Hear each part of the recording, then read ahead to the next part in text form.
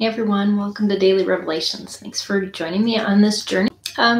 So we are going through the Bible, and today we're in Deuteronomy, and just progressing along. Yesterday I did the two previous chapters, and now we're on Deuteronomy 10 and 11, and it's kind of continuation. Moses kept talking about the tablets that were broken, and he's retelling. That's what Deuteronomy is all about. Is this chapters in the Bible, and of what Moses wants to tell the Israelites before they head into the Promised Land, because these are the most important things that he wants to leave with them. He's not going with them.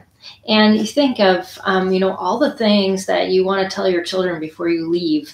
And this is what Moses is saying. This is what's most important. And he's even repeating himself. I found that Deuteronomy 10 and Deuteronomy 11, if you list out all the things he says, I'm writing the same thing here, and I'm writing the same thing here. And he's like grilling into them. This is what you need to do.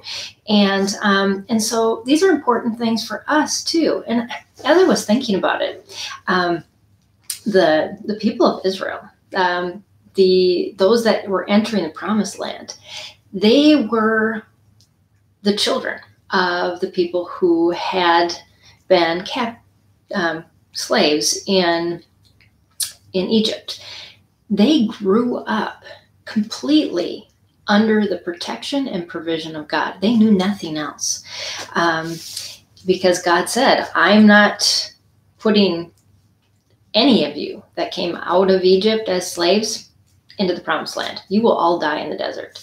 And so we know just from that, and Moses is about to die as well, as they are getting ready to cross into the Jordan and into the Promised Land, that they had been living with these protective barriers all their lives.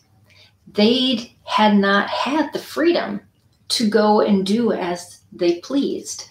And I don't know about you, but if you watch parents who are overprotective and all of a sudden their children get released to go to college, they fall off the deep end because they had no barriers that had been built in their lives in a methodical way so that they themselves could stop themselves from doing what they shouldn't be doing. Their parents had always been the barrier. And God had been the barrier for this whole generation, holding them in and providing them food, and being with them as this pillar. And they saw him. He was always present.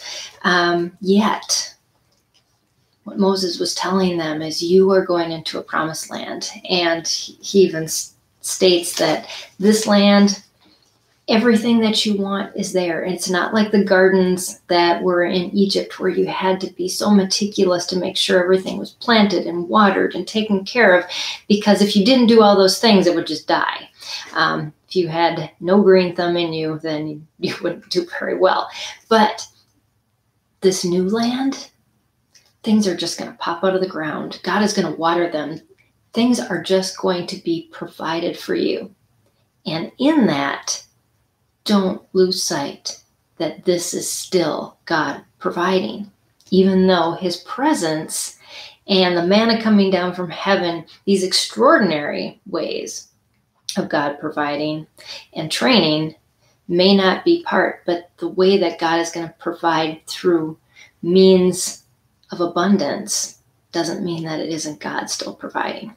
And you need to build in some guardrails into your faith life and into turning your mind and turning your heart always to seeing that these are from God. And that's why I call this building guardrails, because in our lives, we can do the same thing. We can say, oh, I've been through this hard time, and God has done all these things to work in my life, and we cling to him during those times. But then when things get better and we start seeing the fruit and we start seeing tremendous provision, we can easily turn and say, that was because of all the things that I did. Instead of saying, this is still God providing. And he has put me in a place of blessing. And I need to stick to these things that will bring me back to that remembrance. And so here's just a list of those things. Love God. Loving God means that we go to him first, that it isn't about us and loving us, it's about him. Serve him with all your heart and with all your soul. Don't serve yourself. Don't serve others first. Serve God first. In the end, God's blessings will come around to give you all that you need. Remember, and that's been so often said through this book, is remember, remember, remember. Do not forget. And recall God's blessings. Talk about them. Share your stories. I was with a group of women this weekend, and how wonderful it is to share your God stories with other people. It not only blesses them, but it blesses you, because you recall, you remember, God was in this place. This is what he did for me. And it builds in those protective barriers to say, yes, and that's the safe place that I want to stay. I don't want to be going out. This was where it was good, and this is where it is best. Be careful. Don't just go off and do things. Pray. Ask God, is this what I'm supposed to be doing? Keep his commands. Walk in his ways. Hold fast to him. And I know when we're in a place where maybe we're not feeling needy, holding fast to God just isn't in our nature. But we have to force ourselves to still hold fast to God when things are good, and to remember that he is our all and he provides all. And so fearing God, walking in his ways, loving him, serving him, keeping his commands, that it just goes on and on. Cling to him. Same as holding fast. Unstiffen your necks. Because we can get set in our ways. And if God is calling us this way, we need to go that way instead of saying, nope, that was the direction I was headed. And so these are just the things that over and over again Moses is telling people. And, we haven't changed. Our sinful selves still want to be doing all these things and doing things on our own. But we need to train ourselves to not do that, and instead to do things God's way.